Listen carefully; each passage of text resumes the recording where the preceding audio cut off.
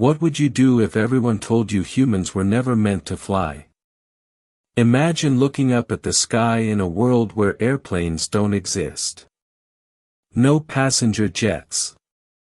No airports. No pilots. Nothing but birds and clouds. Now imagine telling people that one day human beings would rise into the air and travel above the earth. Most would laugh. Many did. Some of the smartest minds in the world believed powered flight was still a distant dream. Yet one man refused to wait for the future. Instead, he decided to build it himself. He had no flight school. No aviation industry to learn from. No instruction manual. Only curiosity, determination, and a belief that the impossible was merely a problem waiting to be solved. His name was Alberto Santos-Dumont. And long before airplanes became ordinary, he taught himself to fly. Before we begin, thank you for coming back and spending a few moments with us today. Tonight's story is about a man who looked at the sky and refused to believe it was beyond human reach. So settle in, and let's step back into history. And if you enjoy stories like this, don't forget to subscribe and join us for the next one. Alberto Santos-Dumont was born in 1873 in Brazil. His family was wealthy, thanks largely to successful coffee plantations. Unlike many inventors who grew up with limited resources, Santos-Dumont had access to education, books, and opportunities that allowed his imagination to flourish. From an early age, he became fascinated by machines. He loved understanding how things worked. Engines. Mechanical systems. New technologies. Anything that moved captured his attention. As a young man, he moved to France, which at the time stood at the center of many scientific and technological developments. Paris buzzed with innovation. Inventors experimented with automobiles, electricity, photography, and countless other emerging technologies. Yet one challenge fascinated Santos-Dumont more than all the others. Flight. Humanity had dreamed about flying for thousands of years. Ancient myths told stories of people soaring through the sky. Inventors sketched flying machines centuries before technology could support them. But dreams and reality remained very different things. The sky still belonged to birds. Humans remained firmly on the ground. At the end of the 19th century, lighter-than-air flight represented the most promising path upward. Balloons had existed for decades. They could rise into the sky. The problem was control. A balloon could drift wherever the wind carried it. That was not enough for Santos-Dumont. He didn't just want to float. He wanted to navigate. To steer. To travel intentionally through the air. So he began experimenting with airships. These early flying machines combined gas-filled envelopes with engines and control systems. The concept was risky. Mechanical failures were common. Engines remained unreliable. Weather could become dangerous very quickly. Yet Santos-Dumont embraced the challenge. His early attempts often ended in failure. Airships crashed. Equipment malfunctioned. Designs proved flawed. At times, the failures were public and embarrassing. Crowds watched. Newspapers reported setbacks. Critics questioned whether his ideas would ever work. Many inventors would have stopped. Santos-Dumont did not. Again and again, he redesigned his machines. Each failure became a lesson. Each mistake revealed something new. Gradually, his airships improved. They became more controllable, more reliable, more practical. And people began paying attention. One famous challenge captured public imagination. A wealthy sponsor offered a prize to anyone who could fly from the Parc de Saint-Cloud, circle the Eiffel Tower, and return within a specified time limit. The challenge was difficult.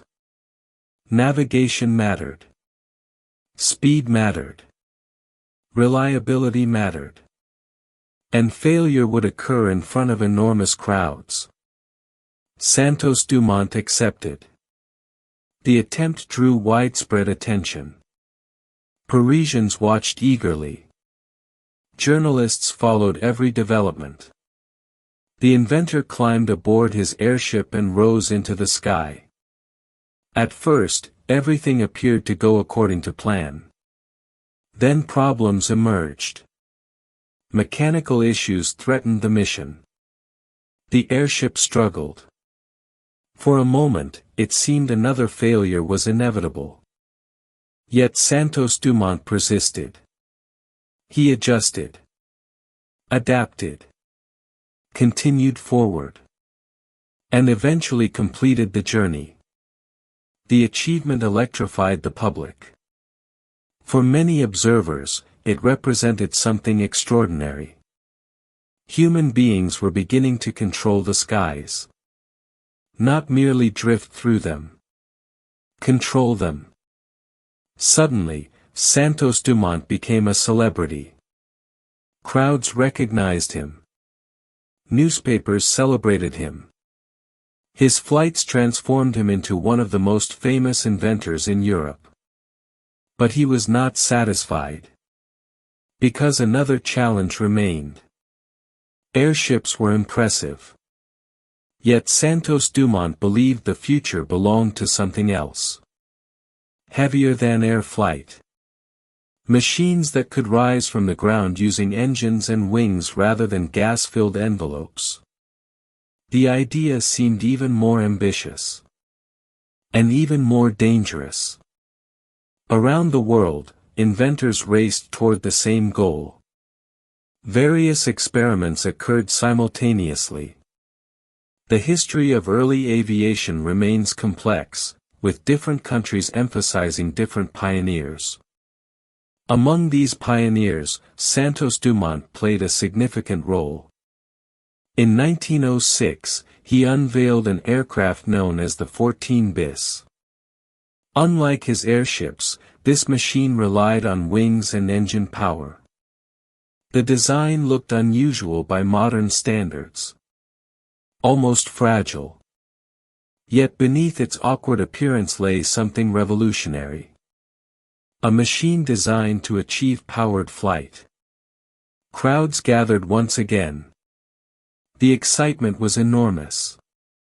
Could it really work? Could a heavier-than-air machine leave the ground under its own power? The question had fascinated inventors for generations. Now people would see the answer.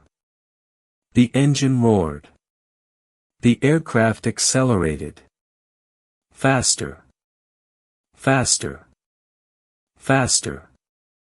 Then something incredible happened. The wheels left the ground. The machine lifted into the air. And for a brief but historic moment, human flight became reality before the eyes of witnesses. The distance was short by modern standards. The flight lasted only seconds. But that hardly mattered. History had changed. The achievement earned recognition from aviation organizations and helped establish Santos-Dumont as one of the leading pioneers of flight. What made the moment especially significant was its public nature. Large numbers of observers witnessed the flight. Officials measured and documented it. Journalists reported it. The achievement became part of aviation history almost immediately. Santos-Dumont continued experimenting. New designs followed. Each attempted to improve upon earlier successes. Some worked. Others did not. That pattern remained familiar. Innovation rarely advances in a straight line. Progress emerges through repeated cycles of testing, failure, and refinement. One of his later creations, known as the Demoiselle, became especially influential. Small, lightweight, and relatively simple compared to many contemporary designs, it inspired other aviation enthusiasts. Importantly, Santos-Dumont shared technical information freely. He believed aviation should advance as quickly as possible. Rather than guarding every detail, he encouraged broader experimentation. As aviation developed, inventors around the world expanded upon ideas pioneered by early flight enthusiasts. Aircraft became faster, safer, more reliable. What began as fragile experimental machines gradually evolved into practical transportation. The world started shrinking. Distances that once required weeks could eventually be crossed in hours. Yet Santos-Dumont's story contains a more complicated chapter. Like many inventors, he watched his creations evolve in ways he never fully anticipated. Aircraft opened new possibilities for transportation, communication, and exploration. But they also became tools of war. As military aviation expanded, Santos-Dumont reportedly felt troubled by some of these developments. The machines he dreamed would connect humanity increasingly appeared on battlefields. Despite these concerns, his influence remained undeniable.